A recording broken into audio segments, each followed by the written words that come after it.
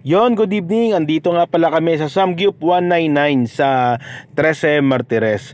So dito kailangan niyo sabihin kung ilan kayo para sa pagpasok ninyo at alam nila. So dito naman sinasabi naman ng lalaki, pinaliliwanag niya yung kanilang patakaran na kailangan 2 hours lang minimum, maximum na oras is 2 hours. Tapos pag may nakita silang tira sa inyong, pag may natira kayo, kailangan nyo bayaran nyo ng 300 pesos. Okay? So ang kinuha namin buffet is 249. So kasama doon yung rice at saka yung lettuce. Sa 199 wala pong lettuce, meron lang siyang rice at saka pork lang. Pero sa 249 ay kasama na ang lahat doon. Sa 349 naman, so syempre mas marami ang magiging offer nila. So ayan, kumuha na kami ng pagkain. So kumuha kami ng pork, chicken, meatballs, tapos kung ano-ano pang side dish ang kinuha namin dito. So yan, unang salang namin, kailangan syempre, sa totoo lang nakakatakam. Ang sarap ng amoy. Tapos makikita mo na lumulutong siya, na makikita mo na naluluto. Tapos unti-unti niyong kinakain, hindi niyo na iniipon. Talagang pag may nakita kang naluluto, kakainin mo na lang din kaagad siya. Tapos ayan, kung makikita niyo, nagsasalang, pangalawang salang na ng anak ko yan. Tapos yung asawa ko yung pinaka nagluluto dito. Ang kagandahan pa dito ay is talagang ikaw yung pupunta roon para kumuha. Yung iba kasi nakainan na namin ng ganito, na sanggupsalan, is kailangan mo siyang humingi. So pag hihingi ka, minsan pag nakaka-4-5 balikan na paghingi, nakakahiya. Tapos yung ibibigay pa nila sa yung servings ay konti lang. So parang pag inilagay mo siya, pag niluto mo siya doon sa lutuan, konti lang din yung may lalagay mo. Tapos need mo na naman ulit bumalik sa kanya para humingi. So parang ang hassle nung gano'n na babalik-balik ka para humingi. Dito naman pwede kang bumalik, pero ikaw mismo yung kukuha sa sarili mo. So pwede kang kumuha ng napakarami, pwede kang kumuha ng konti. Tapos hindi ka talaga nila titignan, kasi nga kung ikaw mismo sa sarili mo ang kukuha ng pagkain.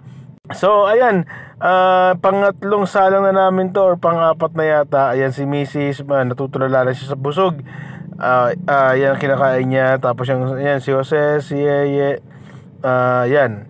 Tapos ito pinakamatindi, talagang ugali natin mga Pilipino, no? Yung kung ano na lang yung natitirang pagkain na last bite kumbaga, or kung kailan konti na lang, saka pa nagkakahiyaan.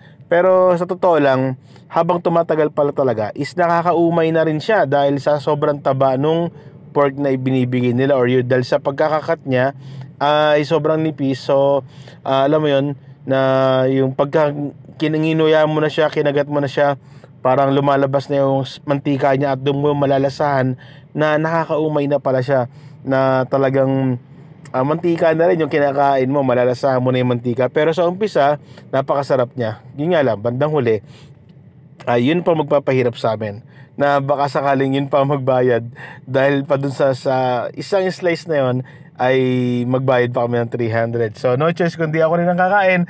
Ayan, ipinapakita na ni Jose ang kanyang tiyan dahil sa sobrang busog. At yun, yung asawa ko inaantok na kasi galing din siya sa trabaho. So antok na siya dahil sa busog at pagod. Ayan, ay tingnan nyo, wala man lang natira kahit isa. Wala kang masasabi na pwedeng maging dahilan ng pagbabayad namin ng 300. Okay, let's go, labas na tayo. Kasi kailangan syempre syempre kailangan natin naman magpausok para sa ating bisyo.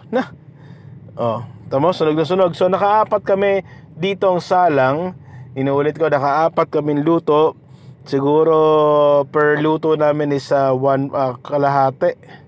kalahating kilo siguro bawat luto namin. So ayan ang Samgyup 199. Ayan si Mrs. si Yeye. Tapos yun na nga. So meron silang 349, 259 at 199. Okay. So ito, ipapakita ko pala sa inyo. Located nga pala ang Samgyup 199 dito sa 13 Martires, sa tabi ng DB Mart Inocencio. So kung ikaw ay manggagaling ng 13 Martires, Merong gasoline station dyan. Tapos yung way na yan yung pinaka main road niya. Yan yung kalsadang papuntang Indang. Tapos ito naman yung kalsadang papuntang 13 Martires SM. So nasa gitna lang din sila banda. Okay? So ayun, salamat. Woo!